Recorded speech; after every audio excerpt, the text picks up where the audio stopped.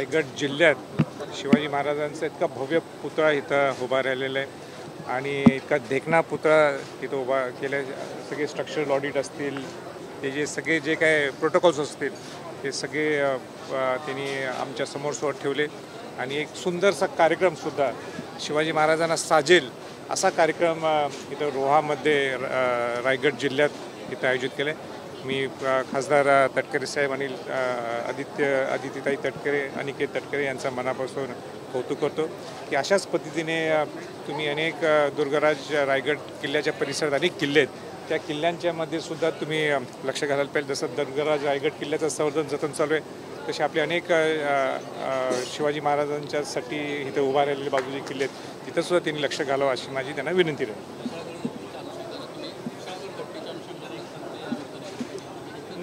नाही, माझा प्रामाणिकपण गडकोट किल्ल्यांच्या बाबतीत सगळ्यांना कल्पना आहे.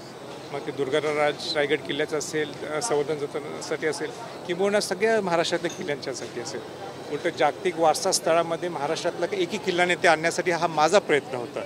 हे लपवण्यासाठी सुद्धा काही गोष्ट नाही. आजच ती युनेस्कोची टीम आज महाराष्ट्रात आली आणि दुर्गराज रायगड किल्ल्यावर आली आणि हे प्रामाणिक पण असताना मी विशाळगडवर जी अतिक्रमण झालेलं आहे, आता विशाळगड किल्ल्यावर अतिक्रमण म्हणजे काय हा किल्ला महत्त्वाचा आहे, कारण का ज्यावेळी वेढा पडला होता सिद्धी जोहारचा पन्हाळा किल्ल्यावर, ज्यावेळी शिवाजी महाराज 6-7 महिने तिथं अडकून होते, त्यातनं बाहेर पडल्यानंतर मग ते त्यावेळी बांदल कुटुंब असेल किंवा बाजीप्रभू देशपांडे असेल, त्यांनी जसं शिवाजी महाराजांना संरक्षण दिलं त्याचप्रमाणे जर कुठल्या किल्ल्याने संरक्षण दिलं असेल तर तो विशाळगड किल्ला होता. आणि विशाळगड किल्ल्यावर मग संभाजी महाराज असतील, ताराबाई राणेसाहेब असतील, राजाराम महाराज, हे सगळ्यांचं तिथं वास्तव्य होतं. अशा किल्ल्यांनी, ज्या किल्ल्याने संरक्षण दिलं, अशा किल्ल्यात इतकं दुर्गंधी किंबहुना इतकं अतिक्रमण तिथं झालेलं आहे, ते काढण्यासाठी हा माझा प्रयत्न होता. पण अतिक्रमण कोणाचं होतं तिथं? हिंदू धर्मातल्या लोकांचं सुद्धा होतं आणि मुस्लिम धर्मातल्या लोकांचं सुद्धा होतं. आता मी तो लढा उभा केला की इथं अतिक्रमण निघालं पाहिजे. सरकारने सुद्धा शेवटच्या टप्प्यापर्यंत दखल घेतली, शेवटी दखल घेतली आणि ते अतिक्रमण निघालं. पण मी तिथं पोचायच्या अगोदरच बऱ्याच गोष्टी उलट्या सुट्ट्या झाल्या आणि मग ते गालबोट सुद्धा तिथं लागले. हिंदू मुस्लिमांच्या मनात एक शंका, दोन धर्मांमध्ये शंका निर्माण झाली आणि ज्यांनी केलं त्यांच्यावर कारवाई व्हायलाच पाहिजे, त्याबद्दल माझं दुमत नाही.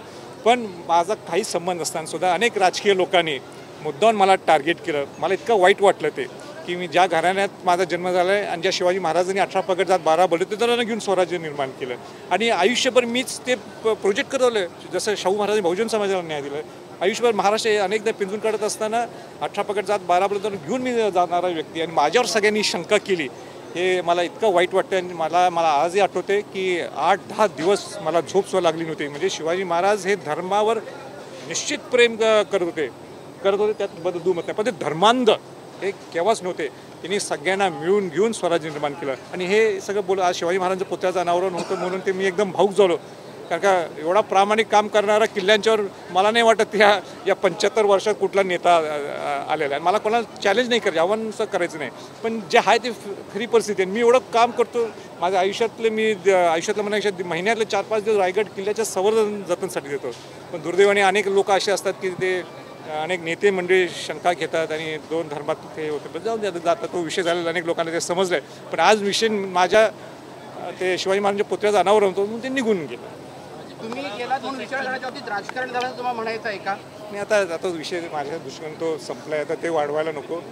जे काय बोलायचं मी आज माझ्या भाषणातून किंवा आत्ता माझ्या मनोगतातून तुमच्या समोर मी बोललो. राजे, क्या कहेंगे? छत्रपति शिवाजी महाराज की प्रतिमा का अनावरण आज यहाँ पे हुआ, देश की और महाराष्ट्र की सबसे ऊंची प्रतिमा मानी जाती है, क्या कहेंगे? नहीं, रायगढ़ जिले में शिवाजी महाराज का मूर्ति का आज अनावरण हुआ, एक गर्व की बात है. हमारे लिए एक अविस्मरणीय प्रसंग है कि शिवाजी महाराज जब जहाँ छत्रपति हुए थे वो दुर्गराज रायगढ़ किला है और वो किला भी रायगढ़ जिला में आता है.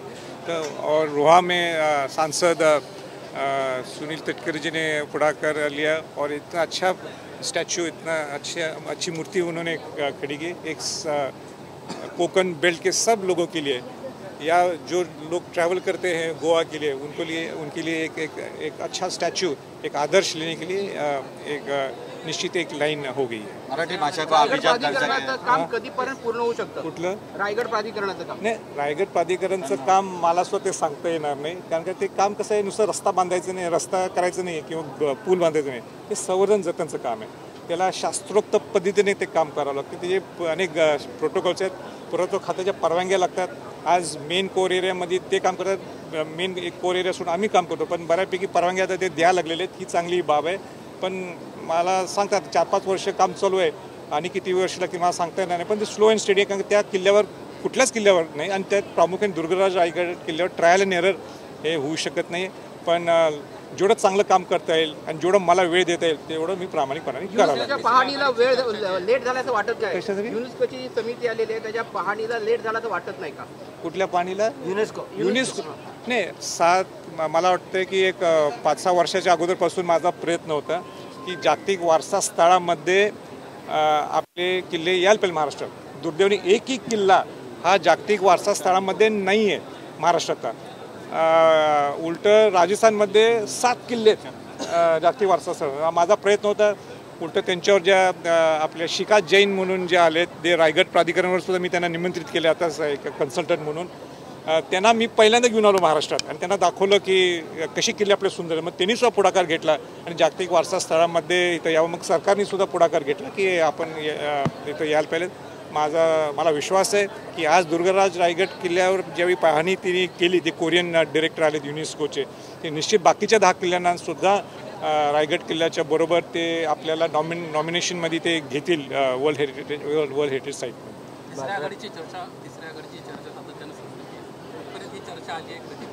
अरे आता आज एवढा ऐतिहासिक विषय आहे, तुम्ही डायरेक्ट आज ऐतिहासिक नाही. एक लोकांना एक वेगळंपण पाहिलं आहे. लोक अस्वस्थ आहेत, व्यथित आहेत. तेच चालू आहे. कोण खुर्द आहे, कोण बुद्रुक आहे, हां, यातच ती चर्चा आहे आज. खुर्द बुद्रुक राहू देत, पण सगळं एकच विचारायचं, पण इकडं दुसरा विचार मांडायचा, ह्यांनी तिसरा विचार मांडायचा. हा सगळा खेळ चालू आहे आणि म्हणून लोकांना काहीतरी वेगळं पण पाहिलं आहे. लोकांना खऱ्या अर्थाने सुसंस्कृत महाराष्ट्र पाहायचं आहे आणि म्हणून ही तिसरी आघाडी म्हणणार नाही मी. एक चांगला सुसंस्कृत पर्याय हा लोकांच्या पुढं समोर मी घेऊन मी म्हणण्यापेक्षा आम्ही सगळे महाशक्तीतली जी मंडळी आहेत आम्ही सगळे घेऊन आलो आहे.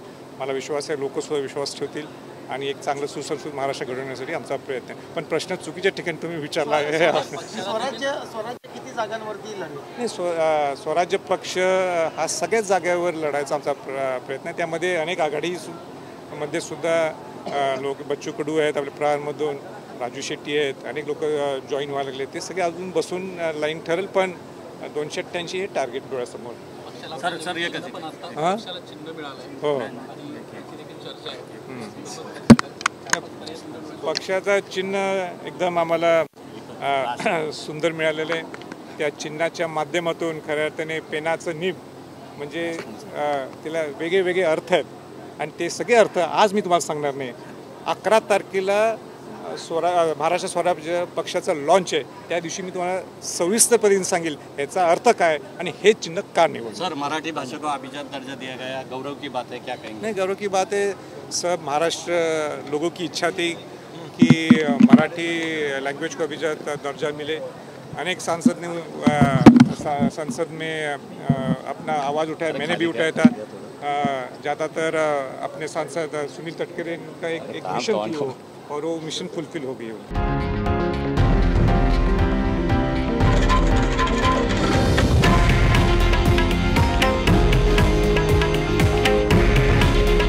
हे आहे देशातील नंबर 1 न्यूज नेटवर्क आणि आपण पाहत आहात TV9 मराठी.